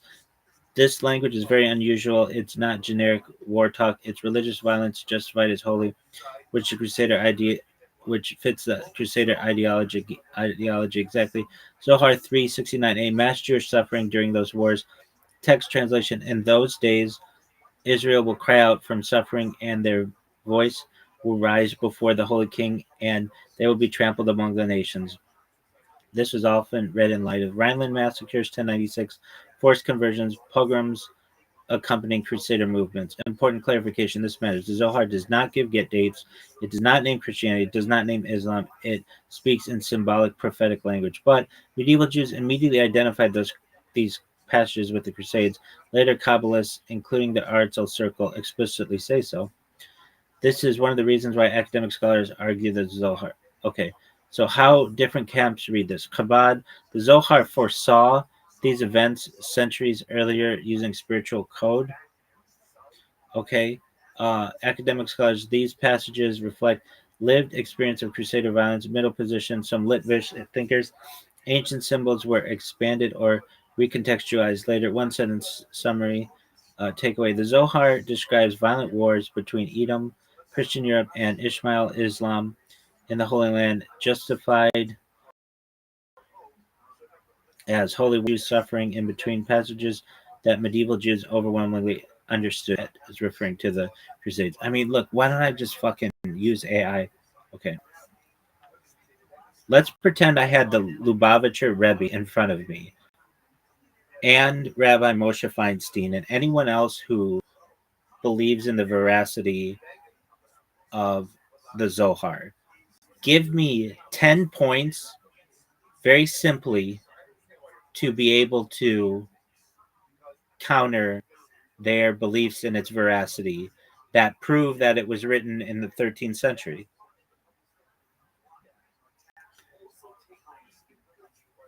Aside from the dude's own wife, well, include in there that the dude's own wife, Moshe de Leon, said that it was a forgery. Like, that's the biggest thing. I'd be like, dog, didn't you guys know that? Okay, so here we go. This is not mockery. It's the strongest 13th century case. All right, so language. The Aramaic is artificial. I'd be like, guys, don't you know that the Aramaic's artificial? And they'd be like, huh? I'd be like, dog, the Aramaic's artificial. The Zohar's Aramaic does not match Taanaic Aramaic, Gemara Midrash. It mixes Babylonian Aramaic, post-Talmudic forms, Hebrew grammar. Linguists agree it reads like someone imitating ancient Aramaic, not speaking it naturally. Bottom line, Rashbi's Aramaic is not Zohar's Aramaic. Hebrew grammar unknown in the Talmudic era. The Zohar uses grammatical construction that only appear in medieval Hebrew. Some phrases cannot exist in 2nd century this area. Bottom line, the grammar fits Spain, not Roman Judea. 3. Concepts that do not exist before the Middle Ages. Examples: 10th spherot system in its Zoharic form. Partzufim, Arik Anpin, Zaire Anpin, Nukva has full personas.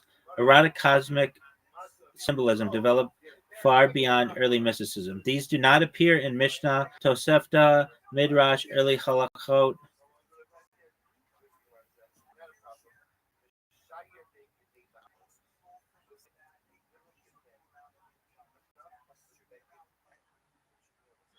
Come on, you shitbag.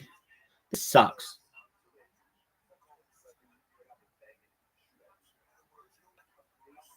Dog, what the fuck? This is the worst. All right. Early erotic cosmic symbolism developed for beyond early mysticism. These ideas don't appear in Mishnah, Tosefta, Midrash, early halakhic region literature or Haikalah literature. Bottom line, the theology is historically late. Geographic mistakes about Eretz Israel. The Zohar confuses locations in the Galilee, describes travel routes incorrectly. Rashbi lived there, a medieval Spaniard would not. Bottom line, a resident doesn't make these mistakes. References to post-Talmudic customs, mentions minhagim that only developed centuries later, alludes to halakhic debates that did not yet exist. Bottom line, you can't reference a future practice.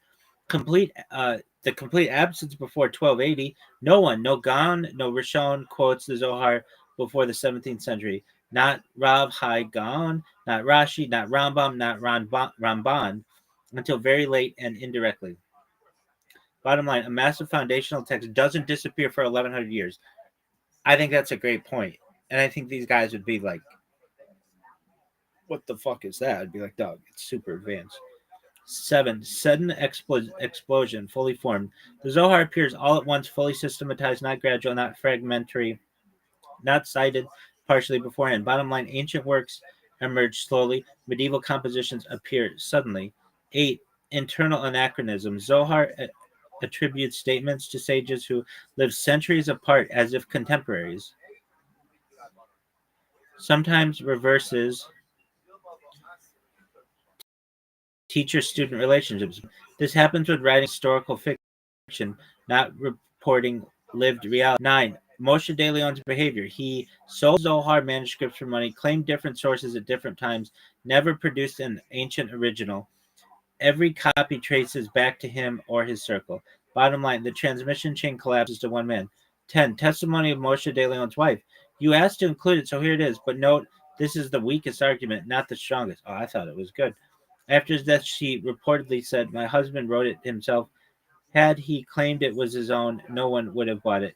Even the defenders of the Zohar admit this testimony exists. It cannot be fully dismissed, but it's not decisive alone. Bottom line, it's corroborative, not central. Important. What this does not claim, even if all 10 are accepted, this does not prove the Zohar is heretical, the Zohar is spiritually worthless, Kabbalah is false. It argues only the Zohar was comprised in the 13th century, likely by Moshe de Leon or his circle. Why defenders still disagree fairly? The Lubavitcher Rebbe, Rabbi Moshe Feinstein, would answer, redaction does not mean authorship. Mystical language doesn't follow linguistic rules. Oral esoteric traditions weren't cited publicly. Prophetic texts can describe later realities. So the disagreement is epistemological, not ignorant. One sentence summary you could say respectfully. Based on language theology, historical references, geographic errors, and transmission history, the Zohar fits the intellectual world of the 13th century Spain far better than the second century Roman Judea, even without relying on polemical testimony. All right. Like, just asking you, AI, give me percentage wise, what are the odds that it was written in ancient times versus the 13th century? Is it like 99 to 1 or is it like 50-50?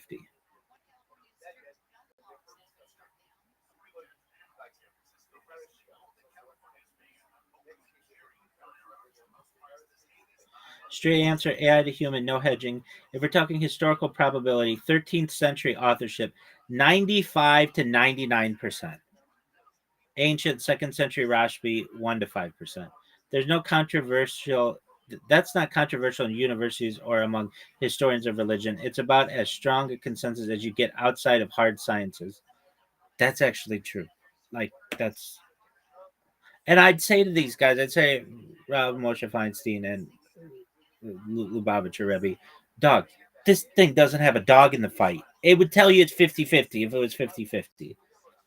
If we're talking internal traditional belief, Orthodox theology, ancient Rashbi origin, 90 to 100% by belief, and 13th century, 0 to 10%, usually rejected outright. But this is faith based confidence, not historical method probability.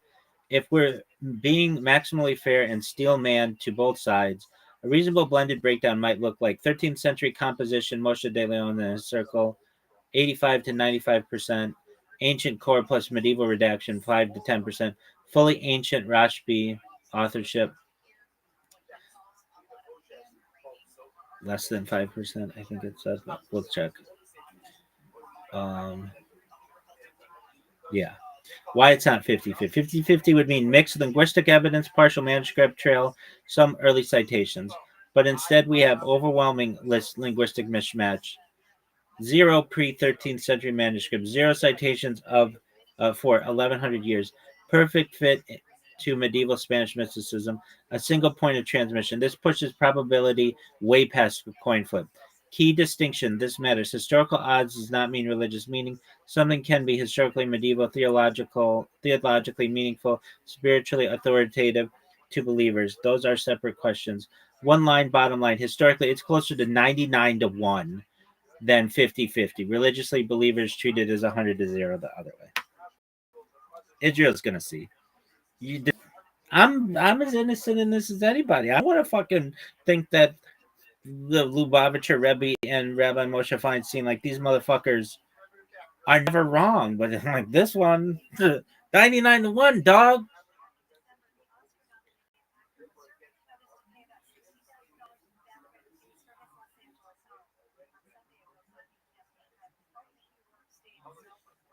Dog. Okay. Give me 10 arguments why Zohar is of ancient origin.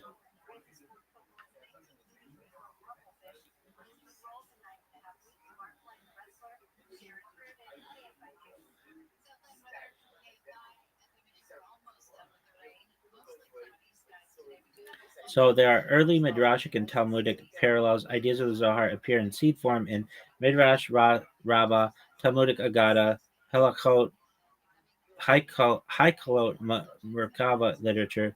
Defenders argue the Zohar is not inventing ideas, it is unfolding esoteric layers already present in Chazal. 2. Oral esoteric tradition was intentionally hidden. Chazal explicitly state, one does not teach Maase Merkava publicly. Hagiga 13.8. The claim Kabbalah was transmitted orally, not written or cited, explaining the silence before the 13th century. 3. Redaction does not equal authorship. Traditional position Rashbi authored the core teaching. Later sages redacted, arranged, or revealed the text. Parallel Mishnah and Gemara. Oral Torah written centuries later. 4. Internal self-identification with Tanaim. The Zohar consistently places itself in the Rashbi circle, reflects Tanaic modes of discourse, not Geonic pilpul. Claim forgers usually slip. The Zohar sustains the persona with remarkable consistency, but it like fucks up in some places.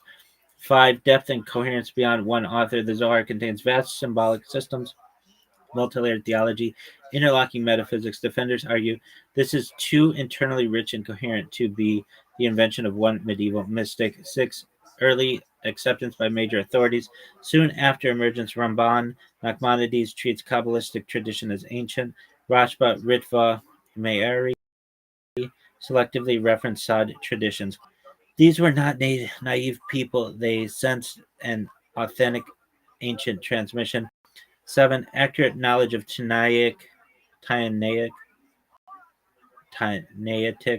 personalities. The Zohar reflects psychological depth of Rashbi, consistent relationships among Tanaim. Argument: a medieval Spaniard would not convincingly recreate the inner world. This inner world. A medieval Spaniard would not convincingly recreate this inner world. 8. Prophetic descriptions of later history. Passages describing Edom versus Ishmael wars over the Holy Land, religious justified as holy claim. These read more like prophecy than reportage. Spiritual power and transformational impact. Traditional claim the Zohar changes people, produces Yirat Shemayim, Teshuvah, and Dveikut. Argument: forged texts do not generate centuries of sustained spiritual authority. 10. Chain of Kabbalistic transmission. The Arizal taught Zohar is Rashbi. His system presumes ancient roots.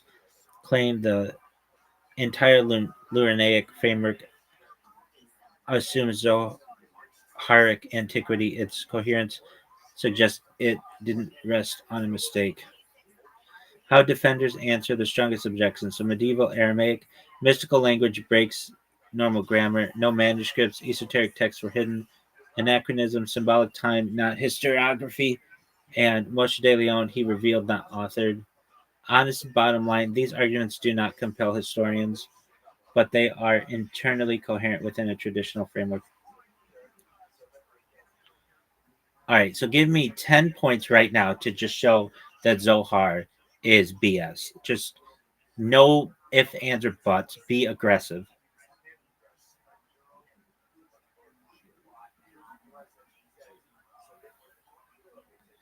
All right, no hedging on diplomacy. Here are 10 blunt, aggressive reasons why historians say the Zohar is BS as an ancient text. Come on, you shitbag. All right, the Aramaic is fake. The Zohar's Aramaic is linguistic Frankenstein, not Talmudic, not from that area, not Babylonian, full of medieval Hebrew syntax, wearing an Aramaic costume. No native century speaker.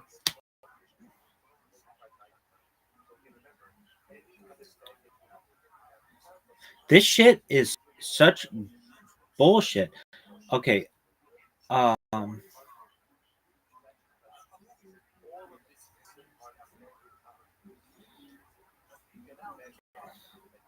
Okay, no native centuries, no native second. Okay, so not Babylonian, full of medieval Hebrew syntax, wearing an Aramaic costume. No native second century speaker talked like this. This alone kills Rashbi authorship. Zero evidence for 1100 years. Not one. Gaon, Rishon, Midrash, Responsum manuscript mentions the Zohar before 1280.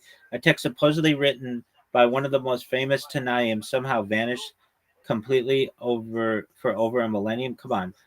3. Appears fully formed out of nowhere. Ancient texts evolve, fragment, get quoted partially. The Zohar drops suddenly. Massive. It's complete. It's theologically mature. That's how medieval compositions appear, not ancient traditions.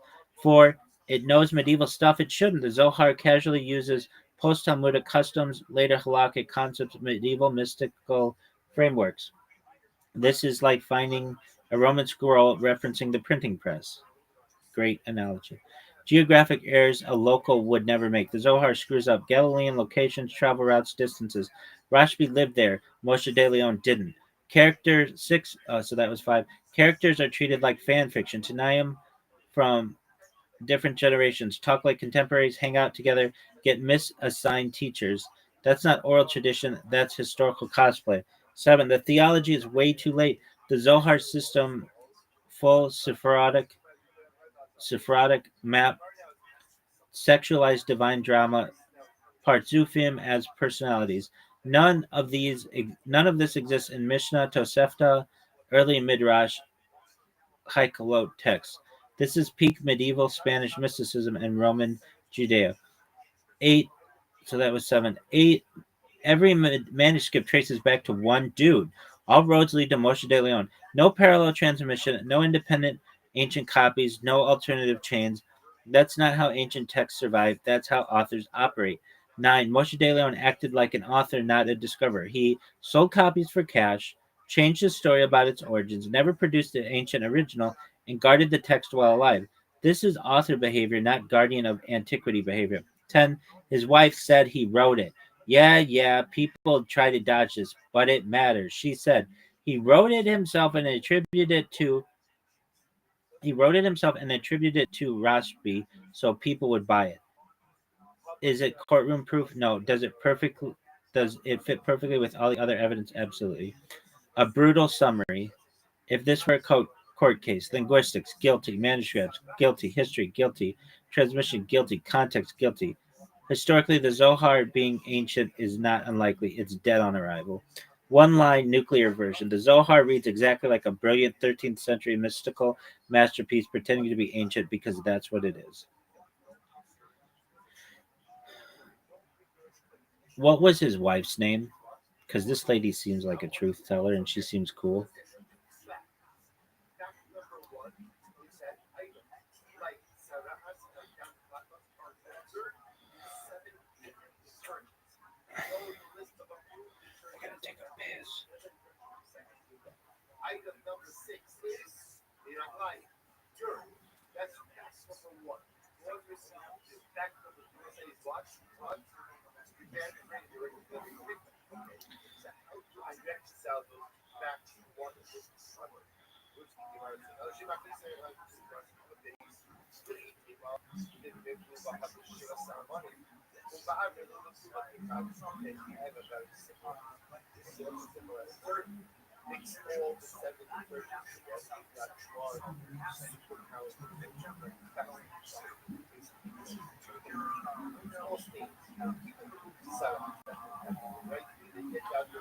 Straight answer, no fluff. We do not know her name. Is never recorded.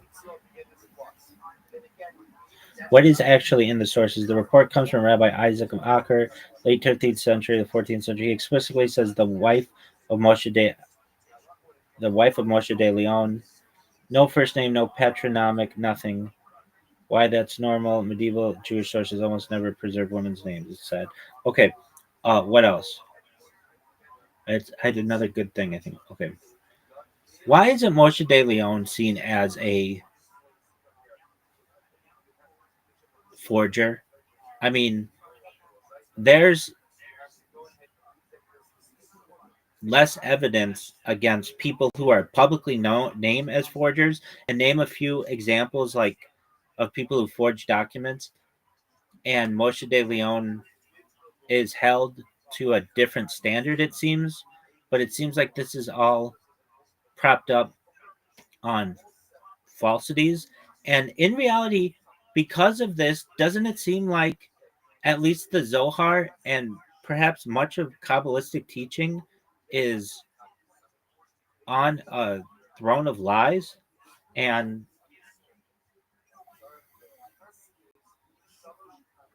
a lot of emphasis is made on it, but its key discoverer may have forged it.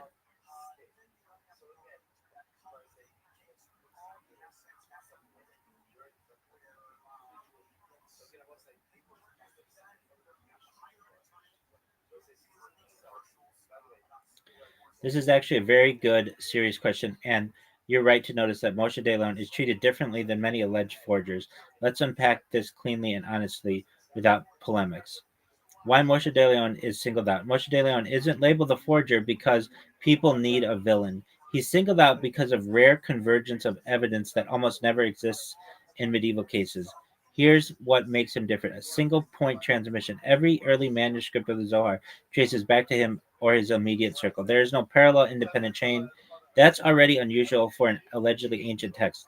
Most forged texts don't have such a tight funnel. Contemporary investigation. This is crucial. Rabbi Isaac of Acre, a believing Kabbalist, not a skeptic, actively investigated the Zohar right after De Leon died. He interviewed people who knew De Leon personally. This almost never happens with medieval texts. So this isn't an academic speculation, it's near contemporary inquiry. Behavior consistent with authorship. De Leon sold manuscripts for money, claimed different origins to different buyers, never produced an ancient source copy, guarded access while alive. That pattern matches authorial control, not custodianship, not custodianship of an edition. The widow's rest. On its own, the statement would be weak, but combined with linguistics, manuscript history, geography errors, sudden appearance, it locks in rather than stands alone. That's why historians take it seriously. Why other forgers get less heat. You're right. Many forgeries have less evidence against them. The difference is we know they're forged because of external contradictions, dates, scripts, materials. We often don't know who did it, or the forger lived centuries earlier, so no witnesses exist. Moshe de Leon is unlikely in one sense. Moshe de Leon is unlucky in one sense. He lived right at the moment when scrutiny, travel, and record keeping made exposure possible. Is Moshe de Leon held to a different standard? Yes, but not unfairly. He's held to a higher standard because his claim is stronger. This is a secret book written in the second century Tanakh and hidden for over 1,000 years. Extraordinary claims invite extraordinary scrutiny. If someone today said, I found Plato's secret metaphysical diary, you'd apply the same pressure. Exactly. Or Rambam's post-it notes. Does this mean the Zohar and Kabbalah are a throne of lies? Here's where we need to be careful and honest. Historically, yes, the claim of Rashbi authorship is almost certainly false. That part does not hold up.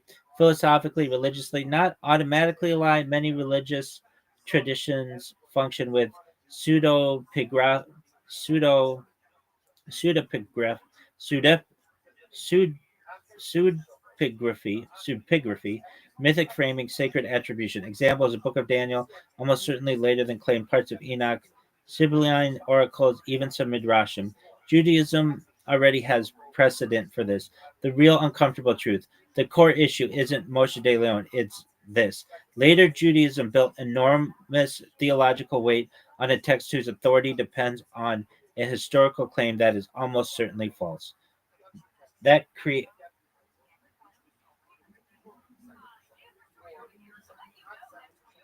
Is the internet still working?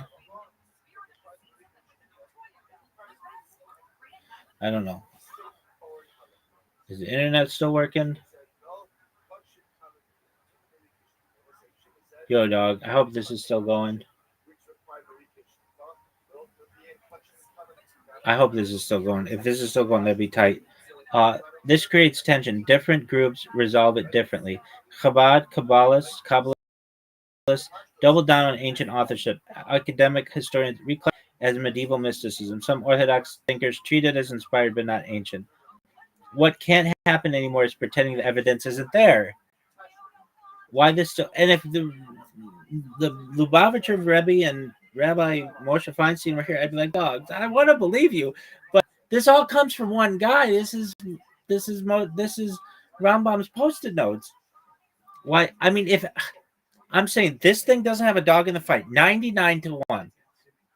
Why it still hurts? Because if you concede Moshe de Leon authored or heavily shaped it and attributed it falsely, then you're forced to answer: can false attribution produce true theology? Does spiritual power require historical honesty? How much authority is myth making? Dangerous questions for systems built. No rhetoric. Moshe de Leon isn't treated as a forger because of bias. He's treated that way because he's one of the rare medieval figures where linguistic, historical behavioral, and testimonial evidence all converge on the same conclusion. That doesn't automatically invalidate all Kabbalah, but it does permanently destabilize the traditional story about where it comes from. So again, give me odds, just really simply. Is it 99-1 that Kabbalah, at least based on the Zohar, is false or like forged? Or is it closer to 50-50?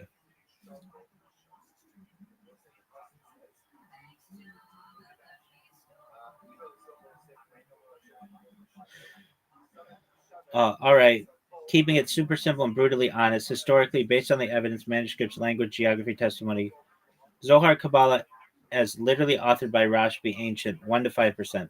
Zohar Kabbalah as mostly authored by Moshe de Leon or his medieval circle, 95-99%.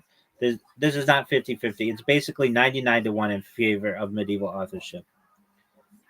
Important nuance: this is about historical authorship, not whether the teaching of spiritual or mystical value. From a religious perspective, believers still treat it as truthful, inspired, and authoritative, even if it's not ancient. So, yes, if you're judging like a historian, which is what we all are, folks, the odds that the Zohar is a second century document are tiny.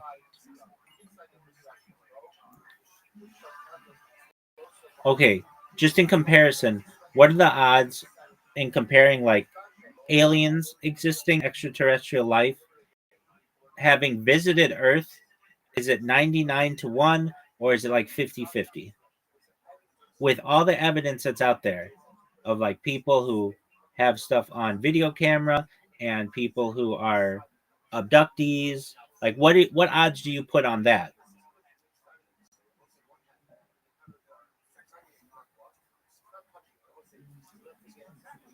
All right, same framework, same bluntness, but I'll keep it grounded. I'll separate two very different claims. Odds of alien life exists. Alien life exists somewhere, microbial or simple, 90 to 99%. Complex or intelligent alien life exists somewhere, 50 to 80%. Technological civilizations exist elsewhere, 20 to 50%. Why hundreds of billions of galaxies, trillions of planets, organic molecules everywhere, exoplanets in habitable zones are common, and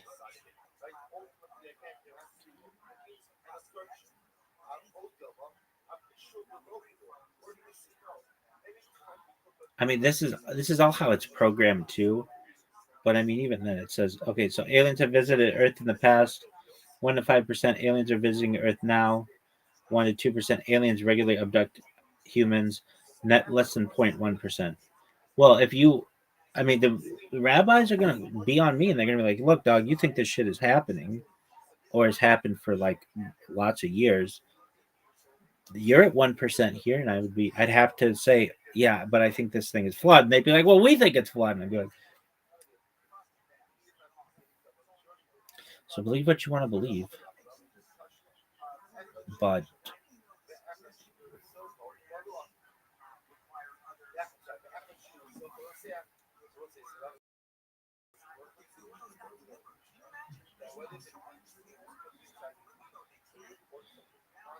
So, all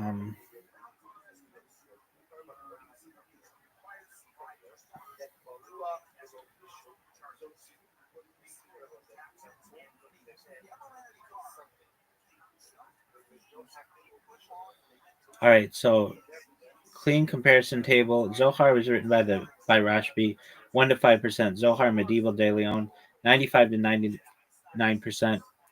Alien life exists somewhere, 90 to 99%. That's pretty good. I mean, that's actually really good. The only disagreement that I have, I think, is it has more effect on Earth. Intelligent life exists, 50 to 80%. Those are really high numbers. That's way more than Zohar. Aliens visit Earth, 1 to 5%, and aliens abduct humans, 0.1%. Um, all right, but that's a tough one. So, what's another one? A thing that's doubted. Oh, okay. I've got to end this one. I don't know. I've been doing this for 2 fucking hours. Okay. I previously said over the course of the last 11 days, when I was a kid, that like people didn't say that I said the giant squid didn't exist, and then I called them water pigs, but I meant water bears. Okay. Here's what I meant by that. They were never on camera. Water pigs, water, not water pigs, water bears may have been a thing going back to the 18th century, but they were never on camera. They had to be under like electron microscopes, which would be really big. And the giant squid, I meant to say colossal squid. Um, they weren't ever on camera until the early 2000s. And I'm telling you, like, if you would go out and talk about the colossal squid being a thing, like people would say that you're talking about the Kraken and all of these stories of like ancient or of like mariners, like of the and it'd be like actually like we've got on camera. Oh, another thing, we had seen bodies wash up on shore, but the first time it was on camera, like a living one, they tracked a baby in 2007. This Japanese crew. And why is that important today? Because when I was a kid, people would say, well, you don't have it on camera, so like, how can we believe it? And even before then, I'm sure people were like, well, you don't have a picture of it. Even before then, you'd have like, we don't have a sketch of it, whatever. And I asked a question yesterday to AI. Okay, so I may have like inadvertently called the giant squid the colossal squid, or meant to call it the colossal squid. Okay, can a giant squid and a colossal squid mate? It's a good question, and I think it's too soon. I don't think we know, and maybe in the future people will be like, "Oh, of course they can mate," but or maybe they absolutely can't mate. We don't have any evidence that it's happened, but that doesn't mean that it can't be true. I have to take such a shit. Allegedly, are you done? I don't know. I gotta take it down. Allegedly. All right, are you done? I don't know. I was only going to talk for 10 minutes. You fight. Go fuck yourself.